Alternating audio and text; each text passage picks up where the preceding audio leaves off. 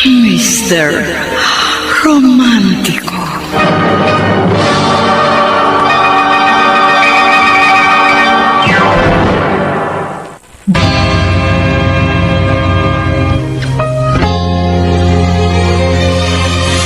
Magandang umaga po mga gilo naming taga-subaybay.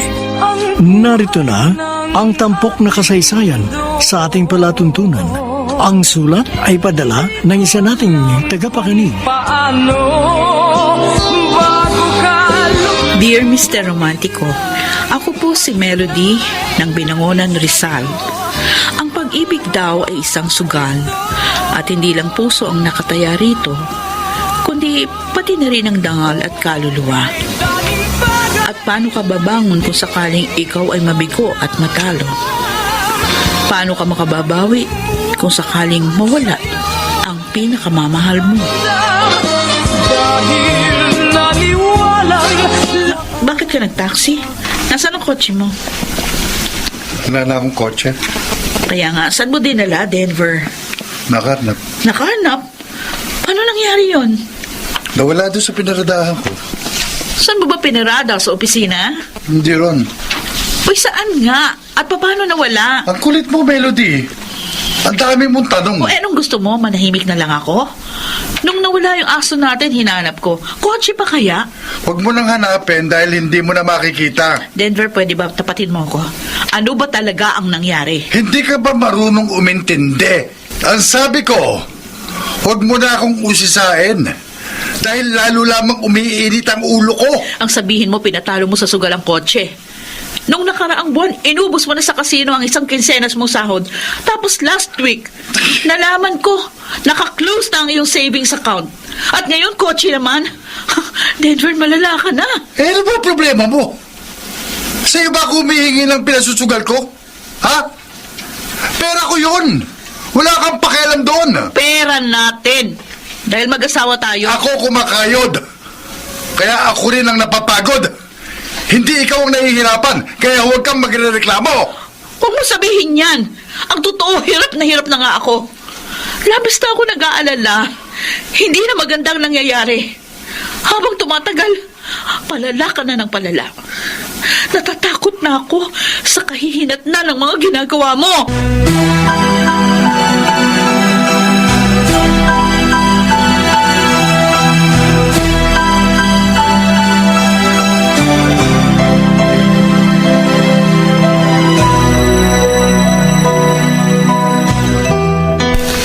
Hindi naman ganun dati ang asawa mo, di ba?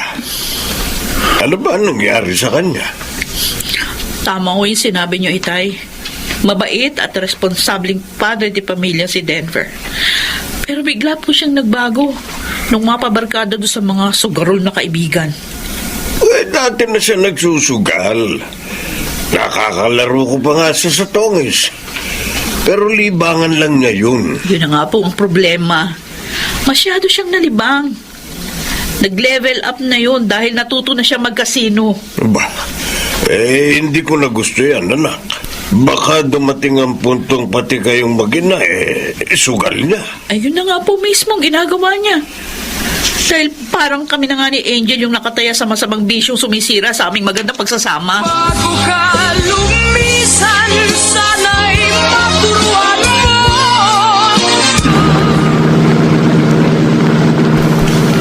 Bago itong kotse mo, Bridget. Nasaan ay dati? Nabangga ako kahapon eh. Kaya nandun sa kasa, pinaparepair ko. Naman pala, bakit bumili ka ng bago? Dahil kailangan ko. Ganun ba? Baka naman pwedeng bilhin ko na lang sa'yo yung dati mong kotse. Kung magsalita ka, parang meron kang ibabayad. Ang laki na kaya ng utang mo sa akin. Kaya nga idagdag mo na lang sa listahan ng utang ko. Paano kung hindi ka makabayad? Saka na lang natin pag-usapan yan. Kung gusto mong patungan mo na lang ng interest. Sure! Madali akong kausap. Pero, pwede ko na bang makuha ang interest ko? Wala nga akong pera. Ano ka ba? Ayun! Sakto! May nakita na ako. Ano nakita mo? Narito na tayo, Denver. Motel ito . Kaya nga, dito ko sisingilin ang tubo ng utang mo.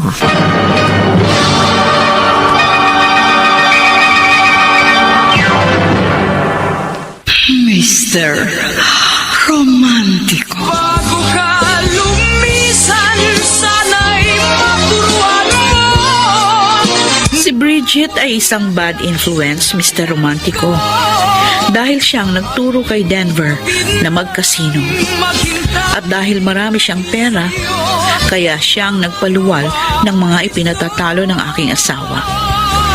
At wala naman siyang kamuwang-muwang na ang kanyang kinakagat ay isang patibong na hindi niya matatakasan.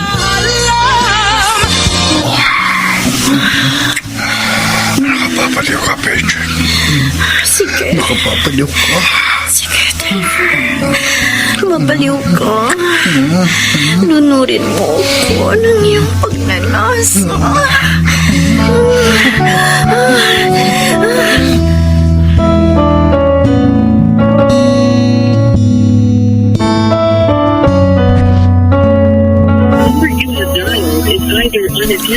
Ano ba yan?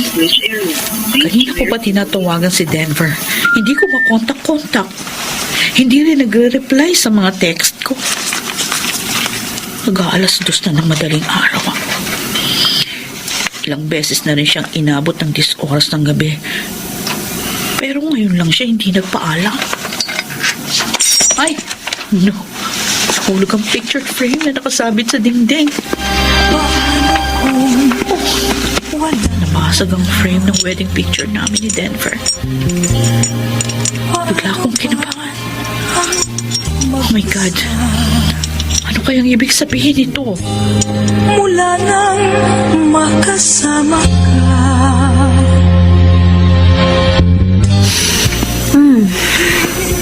Kanina ka pa walang imik. Don't tell me, hindi ka nag-enjoy. Hindi yun ang iniisip ko. Kaya nga, bakit bigla kang tumahimik? Samantalang kanina lang, para kang asong umaalulong. Grabe ka, Bridget. Dami naman pwede mo sabihin sa aso mo pa ako ikinumpara. Nagtataka lang kasi ako sa biglang pagbabago ng mood mo. Ano bang problema? Naisip ko lang ang pamilya ko. Nakukonsensya na ako. Ang laki na nang naipatalo mo sa sugal. Pero ngayon ka lang na konsensya. Pera lang yun. Pero sa pagkakataong ito, ako na mismong nakataya sa kakaibang sugal na pinasok ko. Ganon talaga, Denver. Sumugal ka. Kaya dapat nakahanda kang matalo.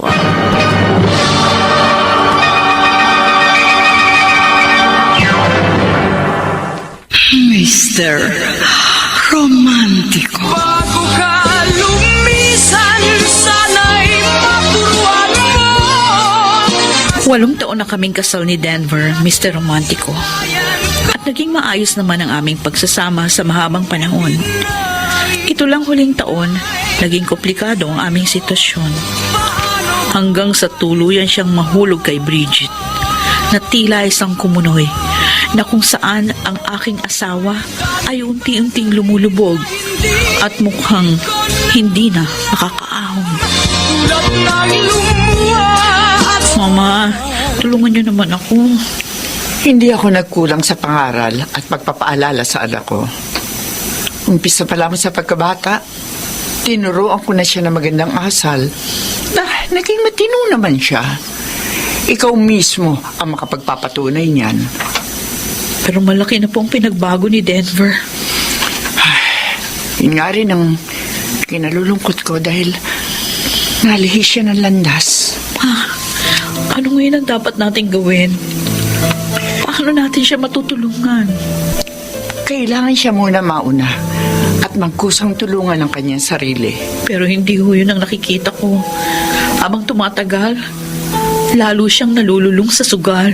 Ay, wala na tayong ibang magagawa kundi ang manalangin. Pagdasal natin sana matauhan na ang asawa mo bago maging huli ang lahat.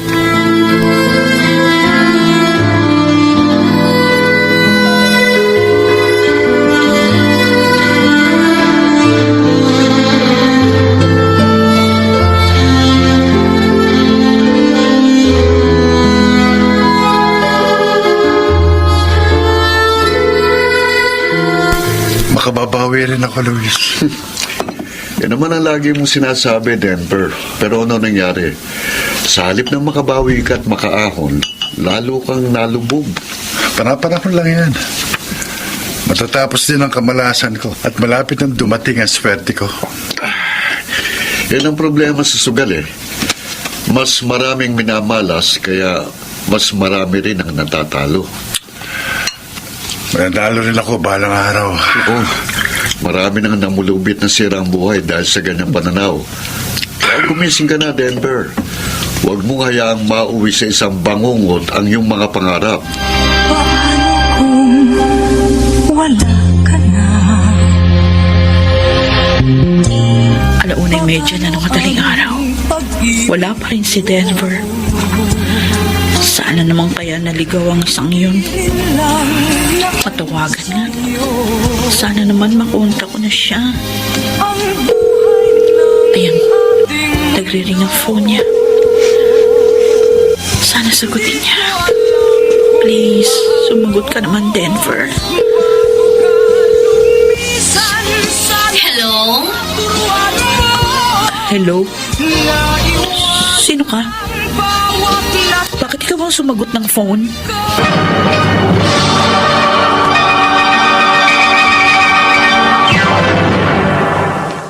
Mr.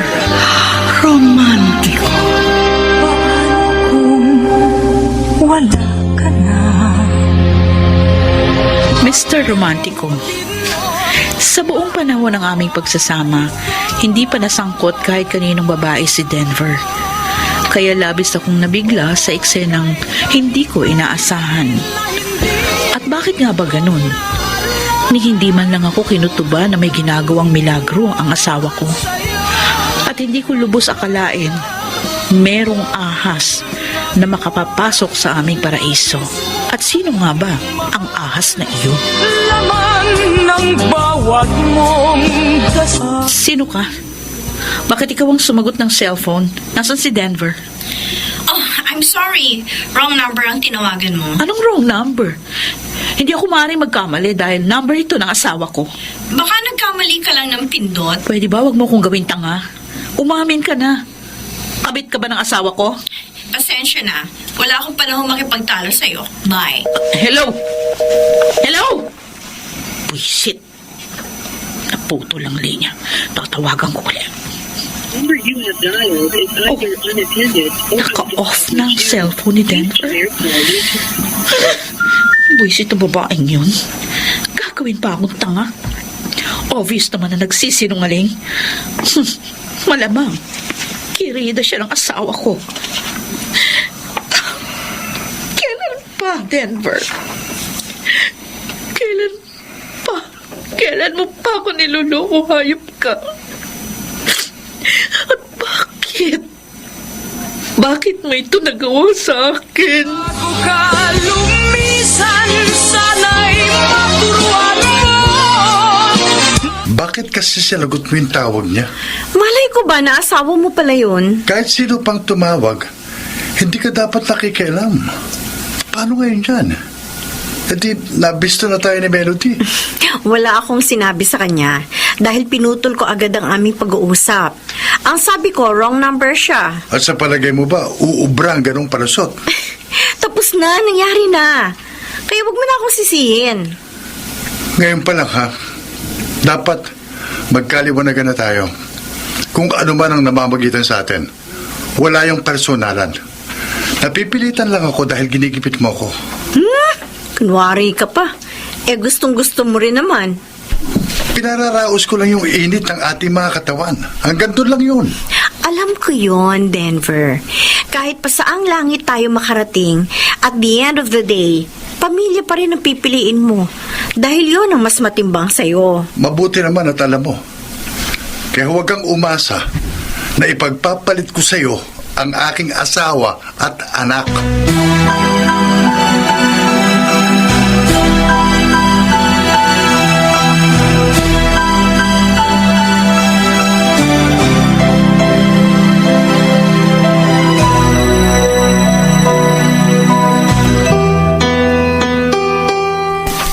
Wala yun.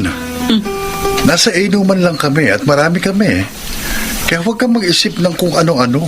Bakit siya sumagot sa cellphone mo? Nasa CR kasi ako nang tumawag ka. Ay, di ba? Kung gagawa ka ng kasinungalingan, yung namang kapanipaniwala, babaw ng palusot mo.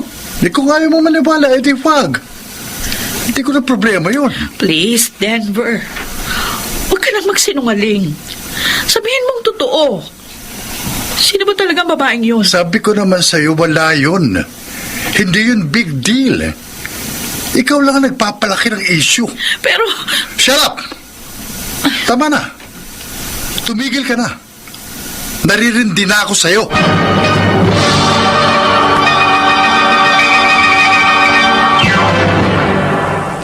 Mr.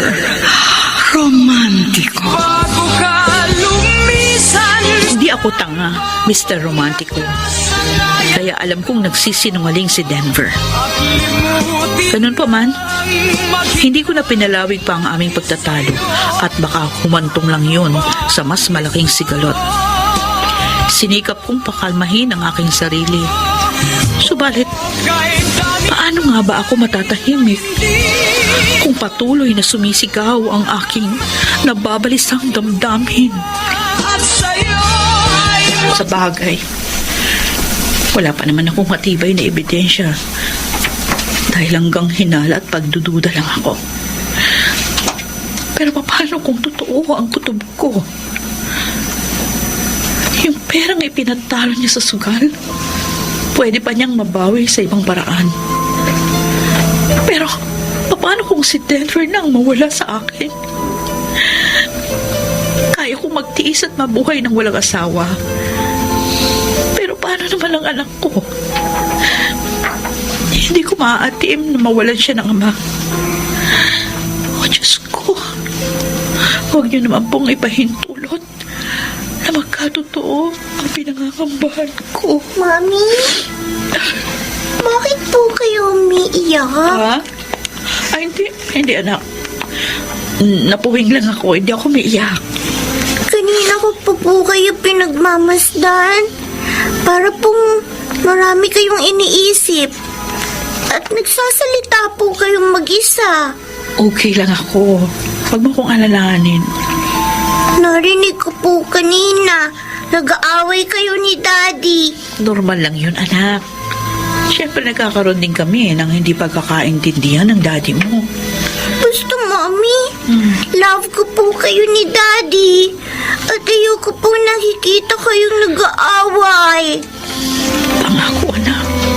Hindi ko hayaang masira ang pamilya natin. Ipaglalaban ko ang daddy mo. Kahit hanggang kamatayan.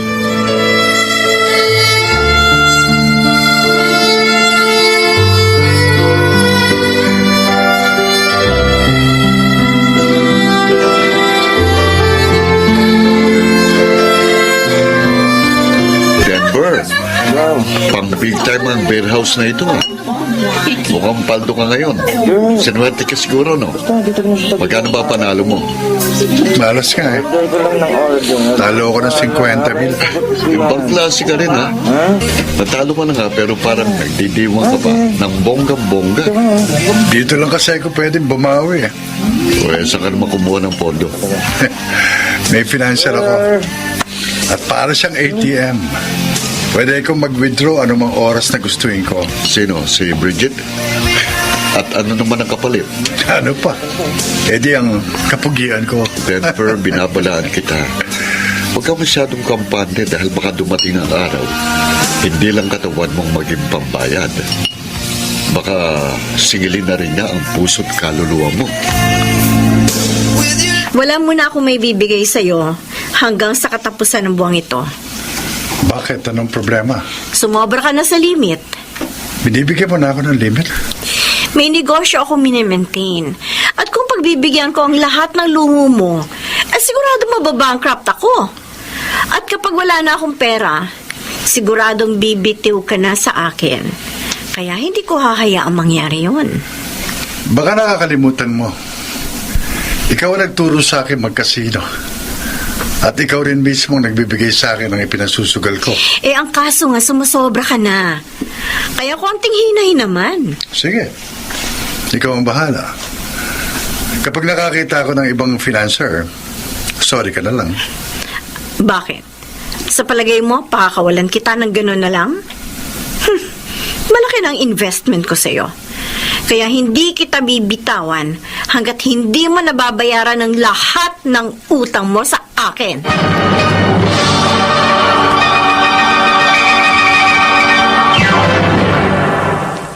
Mr. Romántico. Bago ka lumisan, sana'y maturuan mo. Ayokong sumuko, Mr. Romántico. Kaya umaasa pa rin ako na magbabago si Denver. At titigilan na niya ang kanyang masamang bisyo. Subalit nabigo ako. Dahil habang tumatagal, lalo siyang nagiging talamak. Naputulan na tayo ng tubig. Malapit na rin maputol yung kuryente. Sa bagay, wala namang silbi yung ref natin dahil ubos na yung mga pagkain doon. Bakit hindi mo gawa ng paraan? Bakit ako? Trabaho mo yung Melody. Ikaw ang nagmamanage ng mga gastusin dito sa bahay. Anong i-manage ko? Wala ka namang binibigay na panggastos. Kaya nga problema mo yan. Ay, yan naman kasi ang hirap sa'yo. Ipinatalo mo sa sugal yung buo mong sweldo. Pagkatapos ulo kong pasasakitin mo. Pwede ba? Huwag mo na akong talakan, ha? Dahil lalo lamang ako nababad trip. Huwag ka nang dumagdag pa sa kamalasan ko, okay? Hindi ikaw ang malas, kundi ako. Dahil sa dinami-dami ng lalaki sa mundo, isang irresponsabling katulad mo pa ang napangasawa ko.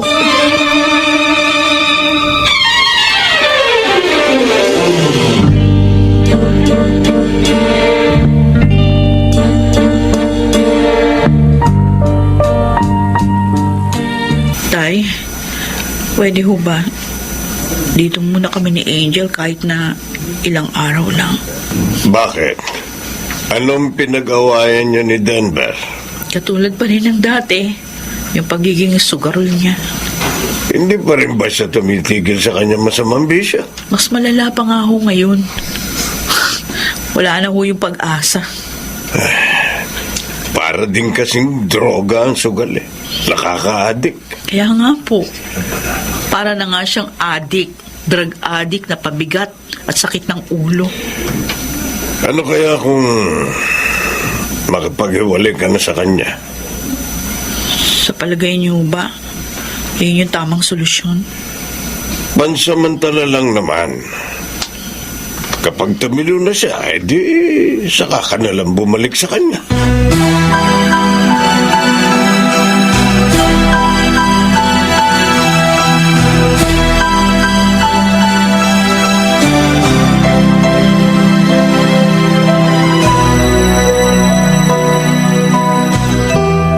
Dalawang linggo ka na rito, anak. Kailan ka ba uuwi? Wala na po akong uuwian, ma. Kaya nga sunduin mo na yung asawa at anak doon sa biyanan mo at umuwi na kayo. Baka makasanayan nyo yan, tuluyan na kayo magkahiwalay.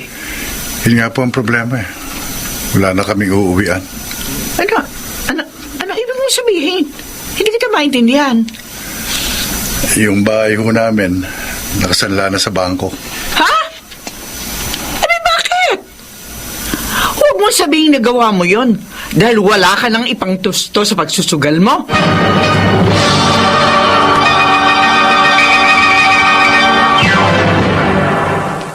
Mr. Romántico. Wala ka na. Nakipagmatigasan kami ni Denver sa isa't isa, Mr. Romántico. Kaya 2 linggo rin kaming hindi nag-uusap. At masasabi kong iyon na marahil ang pinakamatindi naming pag-aaway. Subalit, meron pa palang mas mabigat na dahilan upang lalong lumaki ang nilikang sunog ng aking asawa.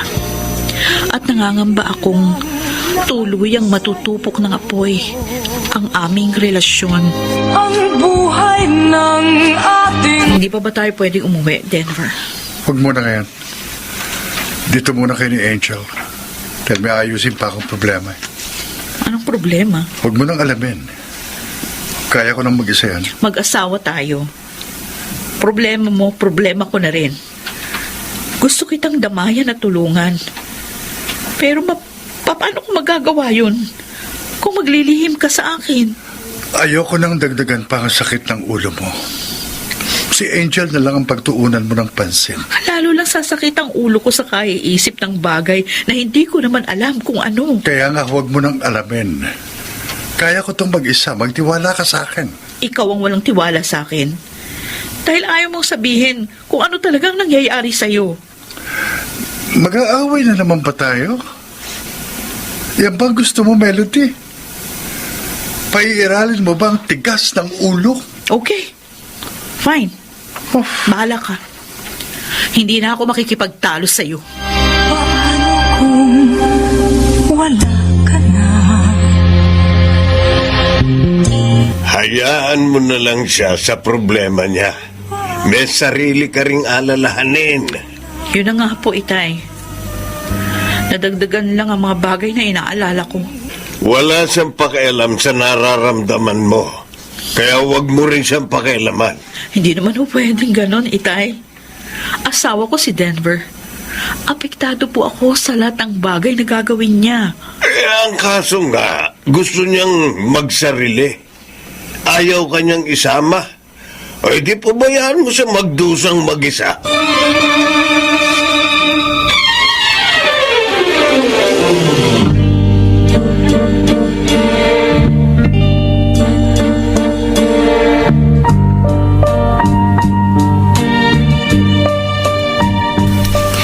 Sabi ko na nga ba, hindi ka rin makakatiis.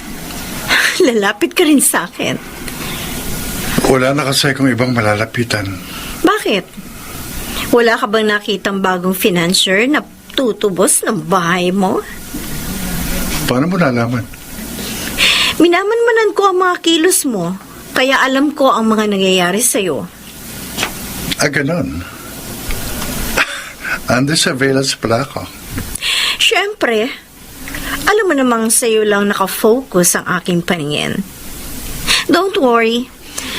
Nakausap ko na ang manager ng bangkong pinagsanlaan mo. Magsabi ka lang dahil anumang oras ay willing akong mag-issue ng cheque. Talaga? Mhm. Maraming salamat, Bridget. Maaasahan ka talaga. Anong salamat? Hindi libre yan, Denver. Alam ko maniningil ka. Pero ano naman ang ibabayad ko? Ikaw. Ikaw, Denver. Ikaw ang gusto kong maging kabayaran.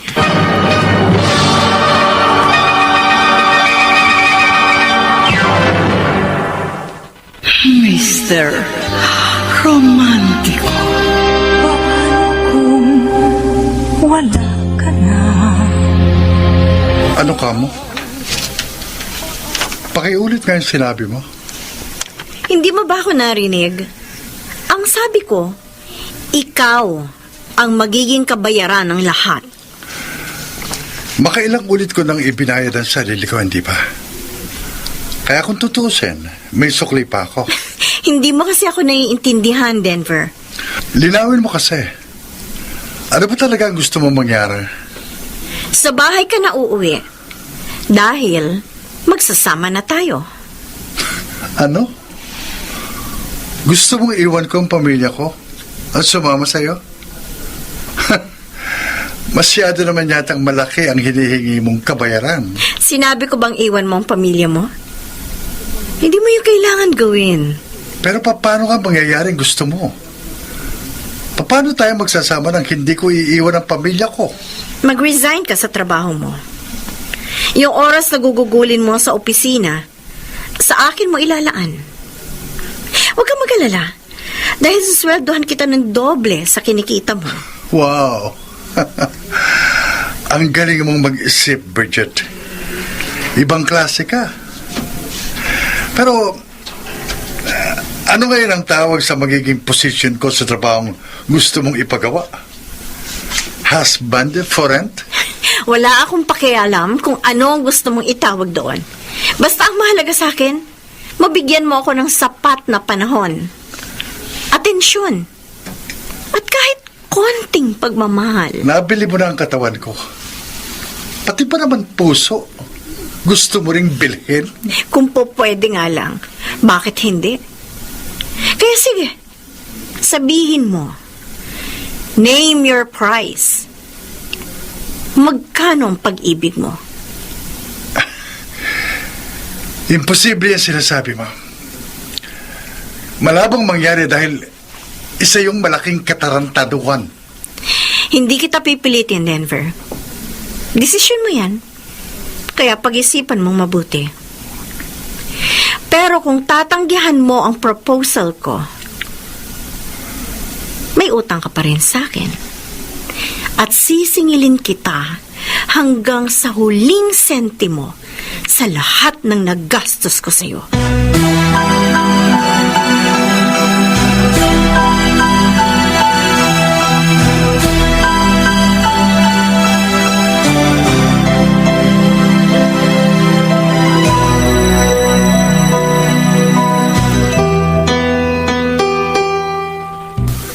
Kung tutuusin,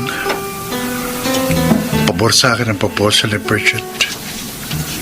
Matutubos ko ng bahay. Matudoble pang ang sahod ko. Pero mahahawakan naman niya ako sa leeg. Pagiging sunod-sunuran ako sa lahat ng gusto niya. At kung tatanggi naman ako, hindi ko na matutubos ang bahay. At siguradong mag-aaway kami ni Melody. Posible pa yung pag-ugatan ng paghihiwalay namin. At hindi rin ako tatantana ni Bridget. Guguluhin niya ang buhay ko. Ay, nako. Ano ba ang gagawin ko? Malalim ang iniisip mo, ha? Malapit na akong mawindang, ma. Alam ko. Pinoproblema mo kung paano matutubos sa bahay mo. Nasabi mo na ba yan sa asawa mo? Hindi na niya kailangan malaman pa. At isa pa, hindi naman yan conjugal property. Dahil ako ko ang bahay na yan bago pa lamang kami kasal. Kahit na. Karapatan pa rin niyang malaman. Dahil mag-asawa kayo. Ano ba talaga ang plano mo? Hahayaan mo na lamang bang marimata yun? Magagawa ko ng paraan yun, ma. Subalit magiging komplikado ang aking sitwasyon. Bakit mo nasabi yan? Tsaka, ano ba talaga ang problema? Ganito kasi, nasa alanganing sitwasyon po ako ngayon. Para ako nakabitin sa isang puno at may anaconda na gusto kong lingkisin. At kung bibitaw naman ako, mahuhulog ako sa ilog na kung saan maraming buwayang nag-aabang. Mas malalim pa sa ilog yan sinasabi mo eh. Pwede ba babawan mo para maintindihan kita?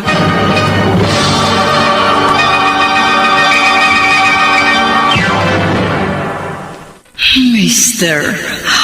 Romantiko. Bago ka lumisan, sana'y maturuan mo. Napakahirap ng kalagayan ni Denver, Mr. Romantico. Dalawa lang ang maaari niyang pagpilian. At kahit alin ang kanyang piliin, malalagay siya sa alanganing sitwasyon. Parehong mabigat ang gagawin niyang desisyon. Kaya ang pinili niya ay ang inaakala niyang mas madaling buhatin.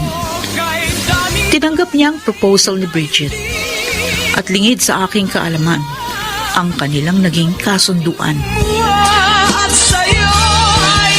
Tama lang ang desisyon mo, Denver. And don't worry, hindi mo ito pagsisisihan. Ano naman ang garantiya ko na hindi ako magsisisi? Be a good boy, my dear. At sinisiguro ko sa'yo, wala kang magiging problema. Ano ka pa, Bridget? Malaking problema nga itong pinasok ko eh. Wala naman akong ibang magagawa dahil mas malaki ang magiging problema ko kapag kinalabang kita. Tama. Very good. Mabuti naman at alam mo. Pero wag mong iisipin magkalaban tayo. Hindi ako ganong kasakim. Konting pagtingin lang ang hinihingi ko sa'yo. Napakaliit na pabor kumpara sa magiging ganansya mo. At kung mag-iisip kang mabuti, wala kang talo rito. Mas malaking sugal ito. Dahil pag nagkataon, mas malaki pa ng higit sa 10 beses ang mawawala sa akin kumpara sa mga naipatalo ko sa kasino.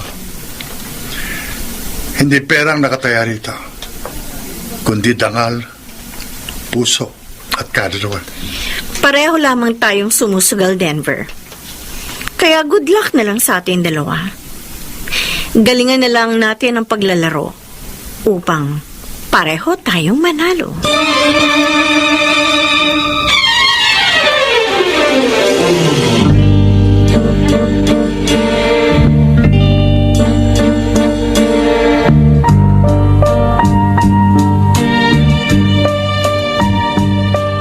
Baka pwede tayong mag-family bonding sa linggo.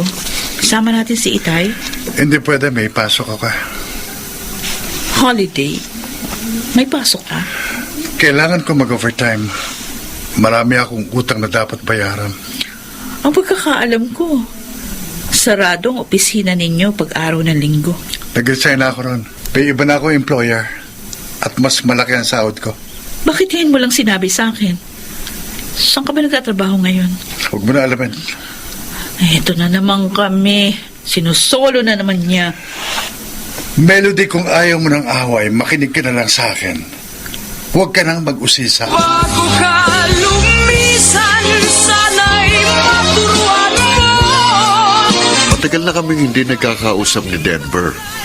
Para kasing umiiwas na siya sa akin eh. Bakit naman? O ewan ko sa kanya. Bakit hindi mo alam? Siyempre may dahilan. Baka meron kang alam na hindi ko dapat malaman. Mukhang may tinutumbok ang pananalita mo ha. Nagtataka lang ako sa kanya eh. Parang ang dami niyang tinatago sa akin. Baka may alam ka. I'm sorry, Melody. Ayokong makialam sa problema niya. Kung sa bagay, magkaibigan kayo kaya alam kong pagtatakpan mo siya kung sakaling may ginagawa siyang anomalya. Isa lang ang maipapayo ko sa'yo. What you don't know won't hurt you. Kaya, huwag mo nang alamin ang hindi mo alam dahil masasaktan ka lang.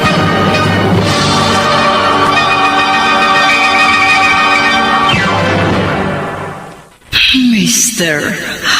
Romantiko. Bago ka lumisan, sana'y maturuan mo.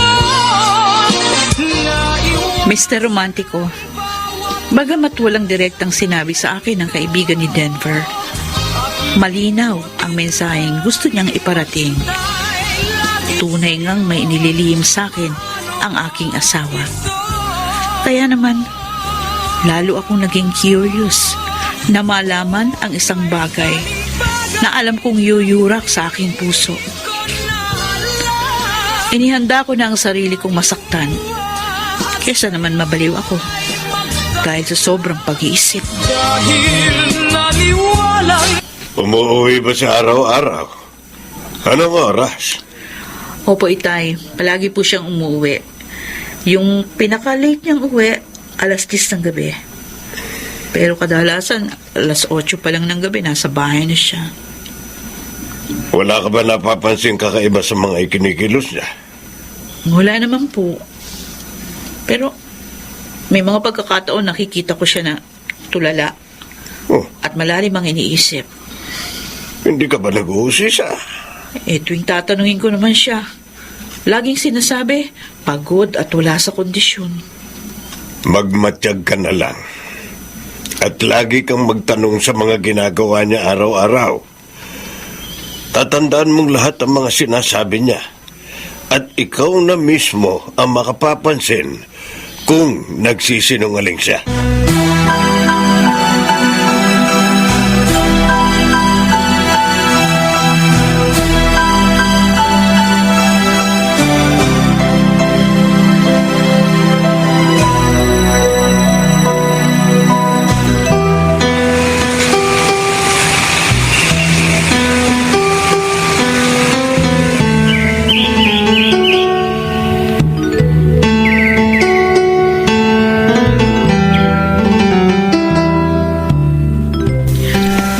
Mahigit 7 buwan ang nakalipas.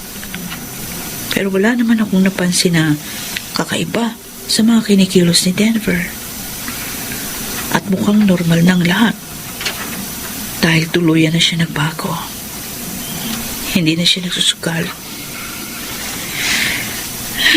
Pero bakit ganun? Hindi pa rin nawawala ang kutob ko.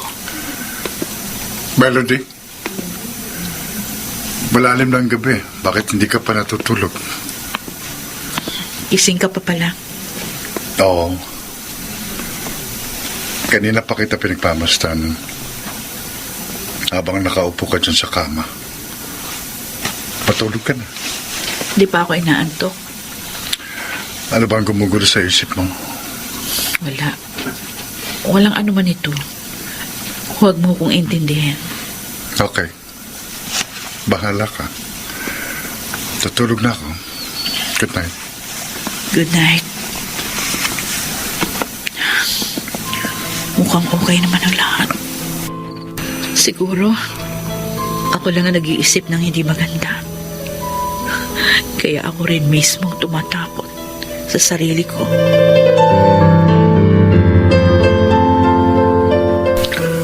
Marahil, nagdududa na rin siya sa akin. Pero wala siyang mapapansin. Dahil naging maingat ako sa mga sinasabi at kinikilos ko. At sana nga, manatiling ganito na lamang ang sitwasyon. Para walang gulo. Pero alam ko, balang araw malalantad din ang katotohanan. Kaya bahala na. Saka ko na lang po problemahin yun kapag nangyari na. Wala ka na.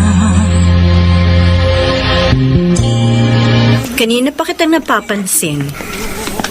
Parang hindi ka mapakali. At kung saan-saan ka lumilingon. Hindi kasi maganda ang kutob ko eh. Bakit kasi dito pa Sambol na ito tayo nagpunta? Nalipat na kasi rito ang klinik ng doktor na pupuntahan natin. May problema ba? Wala naman, kinakabahan lang ako. Relax ka lang. Kung ano-ano kasing iniisip mo eh. Denver, Melody, sino yung babaeng buntis na kasama mo?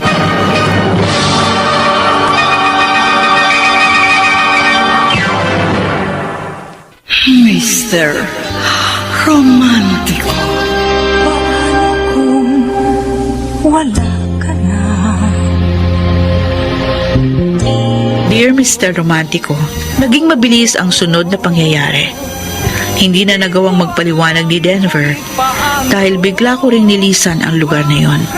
Hindi kasi ako makatagal sa aking nasaksihan. Tama ang sabi ni Luis. Hindi ako maaaring saktan ng mga bagay na hindi ko alam. At ngayong lumantad sa mismong aking harapan, ang masaklap na katotohanan, doon ko naramdaman ang masiding kirot at hapdi ng kalooban. Anong ginagawa mo rito? Tungkol sa babae mo. please Melody, makinig ka muna sa akin. Sige, mag-imbento ka na ng kwento. At dahil tanga ako, kaya paniniwalaan ko. Oo, ako lang mali. Kaya patawarin mo ko kung itinago ko sa iyong bagay na ito. Gusto mo nang mangumpisal? Dahil hindi mo na magagawang tumanggi? Kaya nga makinig ka sa mga sasabihin ko. Paano kung wala ka na. Paano ba ang mag-isa? Mula Ngayong narinig mo na lahat, kasama siguro naman mauunawaan mo na ako kung bakit ko nagawang pakisamahan si Bridget. limot ko na. Pero mali pa rin yun, Denver. Maling-mali. Mali na kung mali. Pero yun ang inaakala kong dapat kong gawin. Natakot ako dahil baka kung anong gawin niya sa'yo. Mas gugustuhin ko pang maging isang bangkay kaysa makita ka sa kandungan ng iba. Alam mo bang dahil sa nasaksihan ko, parang ilang beses mo na rin akong pinatay dahil sa sobrang hapdi at kirot ang aking nararamdaman. Kaya nga patawarin mo ko, Melody. Patawarin mo ko. Kahit nun pa kaya kitang patawarin at unawain. Sana sinabi mo lang ang totoo. Baka natulungan pa kita sa dapat mong gawin. Magulong takbo ng isip ko ng mga sandali yun. Wala akong ibang alam na solusyon kundi ang kumapit sa patalim. Oo. Ikaw ang kumapit sa patalim. Pero ako ang nahiwa. Ako ang nasugatan. Ako ang nasaktan. Napakasakit, Denver. Sobrang sakit. Tago sa aking puso at kaluluwa. Masakit din ito para sa akin. Nagdurugo rin ang aking puso't damdamin. Alam mo ba kung gaano kahirap ang aking sitwasyon? Ikaw mismo ang may kagagawa niyan.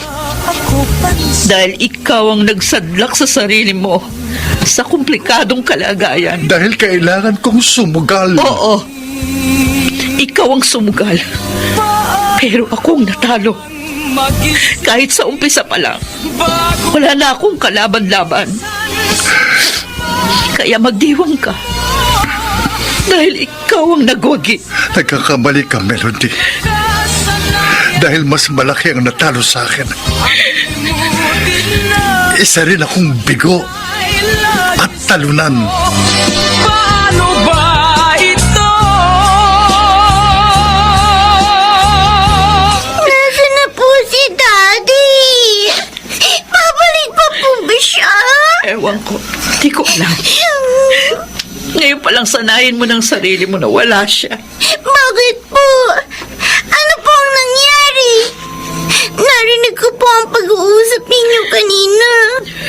May iba na po bang love si Daddy? Hindi na po ba tayo ang love niya? Masyado pang musmos ang isipan mo. Kaya hindi mo mauunawaan kung ano ang nangyayari. Pero bakit nga po? Ano po bang kasalanan natin kay Daddy? Bakit po siya nagkaganon? Di kayo nalulungkot ko, anak. Hindi ko alam kung paano ko ipapaliwanag at ipaiintindi sa iyo ang lahat. Mawawala na po ba sa atin si Daddy? Iiwan na po ba niya tayo? Mami, huwag po. Huwag po kayo papayag.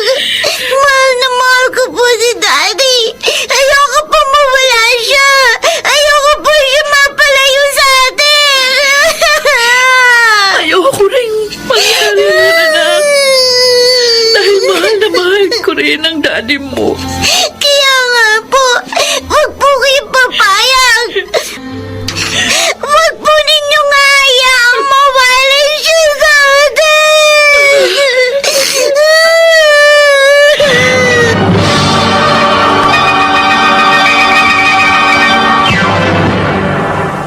Mr. Romantico. Bago ka lumisan sa Mr. Romantico, halos magkapatong-patong ang hapdi at kirot sa aking dibdib.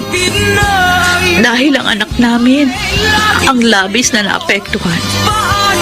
Masyado pa siyang bata at mahina upang pasanin ang isang napakabigat na dalahin.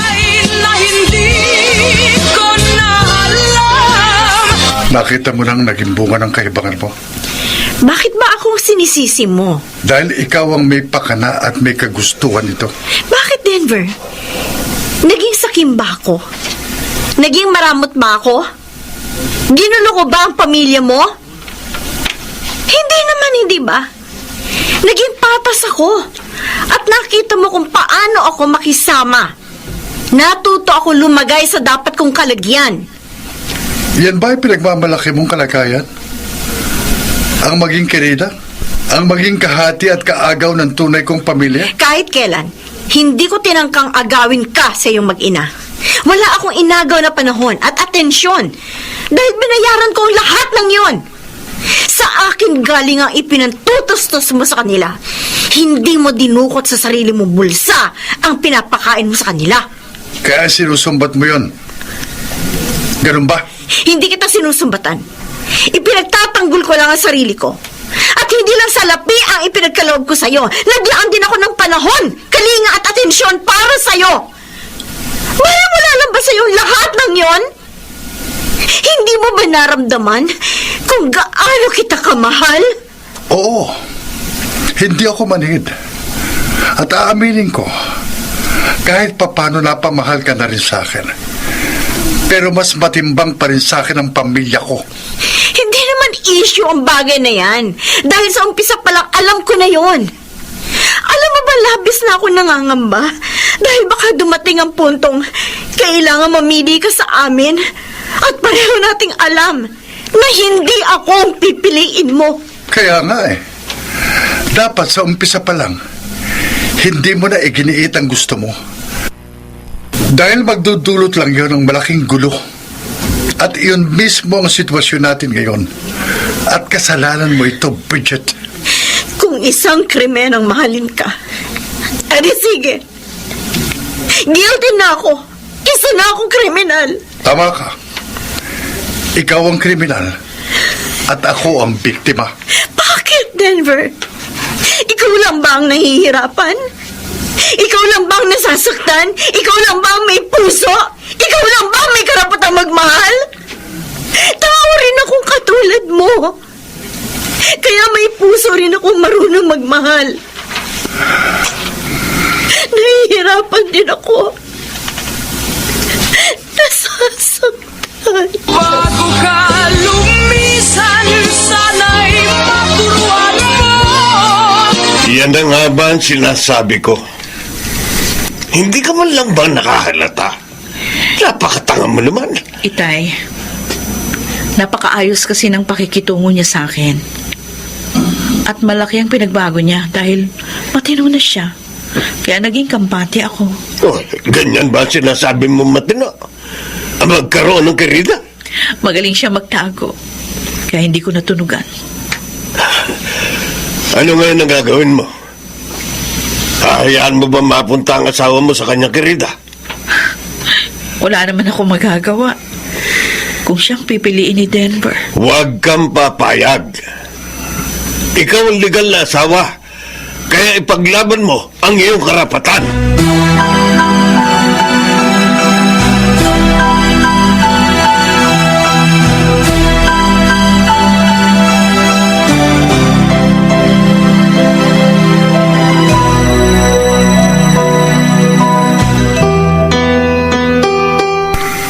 Hindi ko akalaing magagawa mo yun, anak.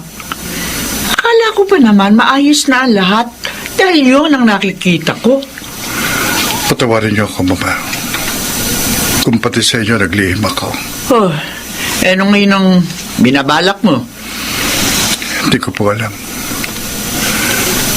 Pero kung kailangan ko pong mamili, si Melody at si Angel pa rin ang pipiliin ko. Pero nakukonsensya din po ako. Hindi ko maaaring iwan si Bridget sa kanyang kalagayan. Dahil magkakaanak na rin po ako sa kanya. Ay, 6 na buwan na po siyang buntis. Diyos ko naman, anak. Masyadong komplikadong pinasok mo sitwasyon. Narito na po ito, Mama. Kaya kailangan kong panintikan.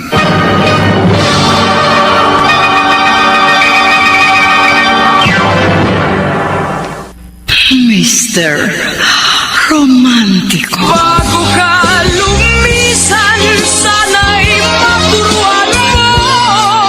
Meron tayong kasabihan, Mr. Romantico.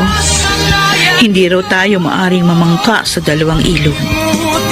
Subalit sa kalagayan naming tatlo, kaming dalawa ni Bridget ay parehong bangka at si Denver ang aming ilog.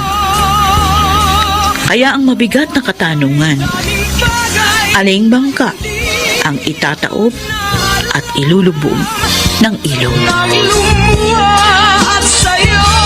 Sana naman, huwag mo akong papiliin, Bridget. At bakit ko naman gagawin yon? Hindi ako tanga. Dahil alam ko, si Melody ang pipiliin mo. Paano kung gumamit ka ng dahas at kapangyarihan?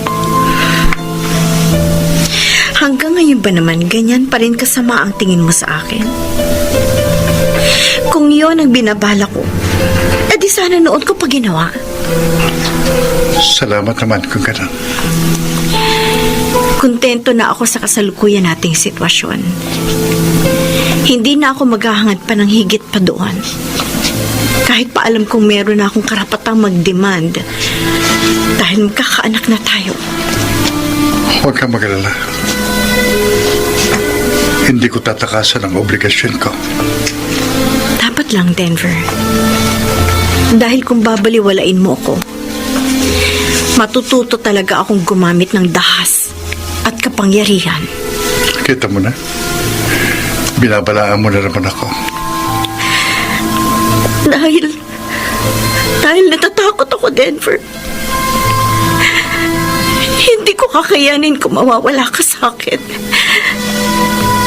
At kung kinakailangan mo, magmakaawa ako sa'yo.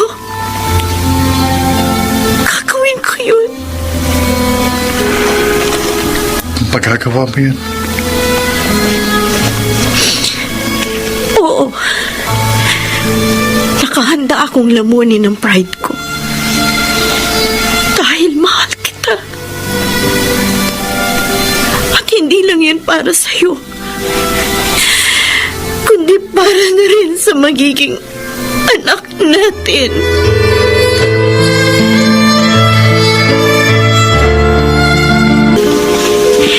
Huwag ka mag-alala. Hindi ako naparito para makipag-away. At ano gusto mo mangyari? Makipagkaibigan ako sa kirida ng asawa ko? Nagpapatawa ka ba? Pwede naman natin itong pag-usapan na maayos.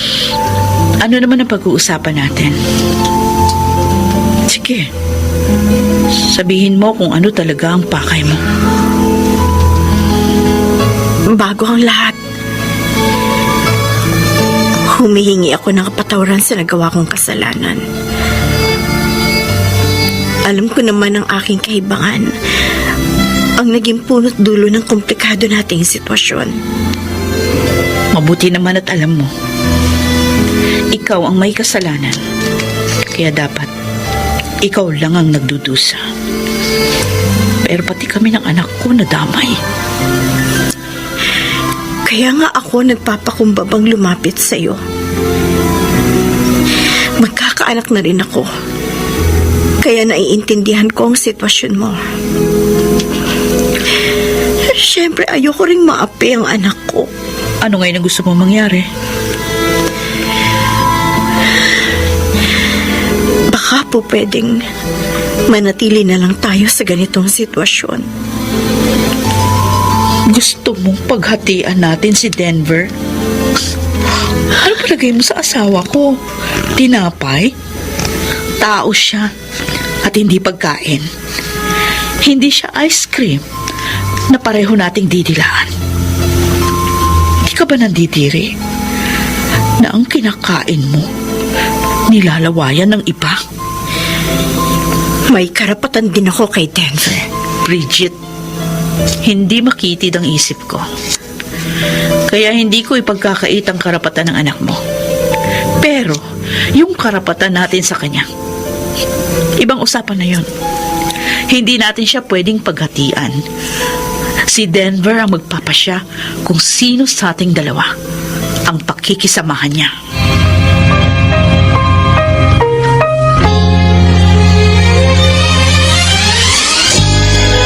pwedeng ganito, Denver. Hindi mo kami pwedeng pagsabayin ni Bridget. Ayoko nang may kahati. Kung ako lang. Pero kung si Bridget ang pipiliin mo, magpapaubaya ako. Hindi ganun kadali yung pinagagawa mo. At hindi rin ganun kadali ang sitwasyon namin ni Bridget. Kaya mamili ka. Siya o ako. Siyempre, ikaw ang pipiliin ko. Alam mo yan.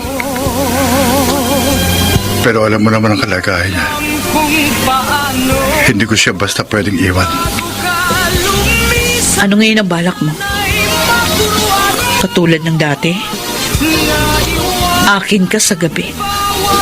At sa kanya ka pag umaga. Hindi, Denver. Hindi na uubra ang ganong setup. Kahit hanggang makapanganak lang siya. Kahit na, ayoko pa rin. Sige. Ganito na lang.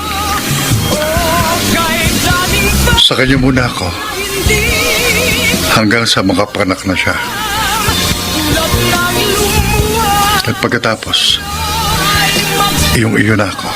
Ano? Paano kung hindi ka na bumalik? Paano kung tuluyan ka ng angkinin at solohin ni Bridget? Ayokong sumugal, Denver. Dahil ayoko ring matalo. Ayokong maiwang mag-isa. Kaya sabihin mo sa akin, paano kung wala ka na?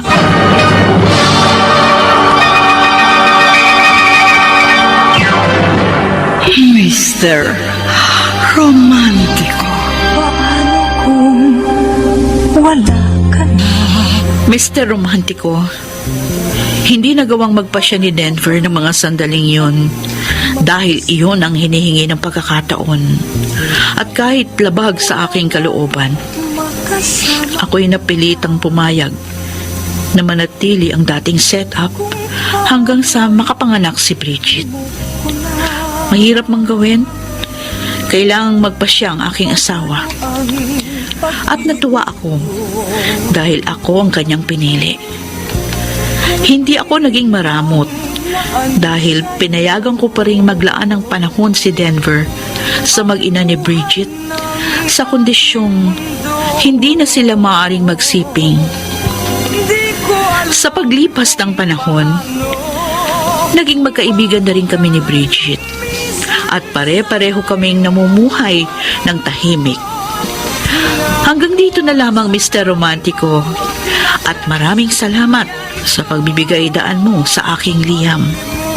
Lubos na gumagalang, Melody. Mga kaibigan, napakinggan po ninyo ang ating dula na ginampanan ng mga sumusunod. Rosana Villegas, Lionel Benamin, Chiquit Amor, Phil Cruz, Susan Robles, Bobby Cruz, Soundman Jerry Mucha, sa musika ni Boboy Salonga, Technician Eric Lucero at Bong Muyar. Ang kasaysayang inyong napakinggan ay mula sa panulat ni Toti Sandoval, sa direksyon ni Chiquit Amor. Kung di mo na Hanggang sa muli, ako po ang inyong Mr. Romantiko.